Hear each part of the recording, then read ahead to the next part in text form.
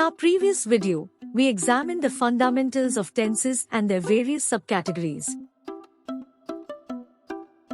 Let's do a brief recap. The three types of tenses are past tense, present tense, and future tense.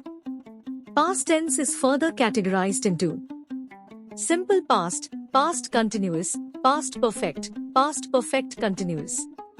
Present tense is further categorized into simple present, present continuous, present perfect continuous. Future tense is further categorized into simple future, future continuous, future perfect continuous. In this video, we are only going to talk about simple past, simple present, and simple future tense. Let's look at how verbs, helping verbs, singular nouns, and plural nouns change with different simple tenses. We use the simple past tense to describe actions that occurred in the recent past. For example, I did, she did, he did, they did, you did, we did. For simple present tense, we use it to describe actions or states that happen on regular basis. For example, I do, they do, we do, you do, she does, he does, it does.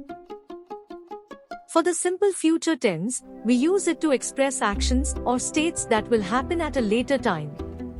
For example, I will do, she will do, he will do, they will do, you will do, we will do. Few more examples of simple tenses are I played with my toys yesterday is a simple past tense. I eat breakfast every morning is a simple present tense. Tomorrow I will go to the park is a simple future tense. She built a sand castle at the beach is a simple past tense. The bus stops at the bus station is a simple present tense. The astronaut will explore space is a simple future tense.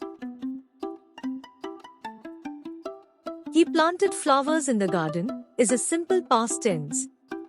The clock ticks on the wall is a simple present tense. The snow will melt in the sun is a simple future tense. In the next video, we'll talk about the next subcategory of tense, which is the continuous tense. Today's quote of the day: wisdom helps us make smart choices and brings happiness to our lives.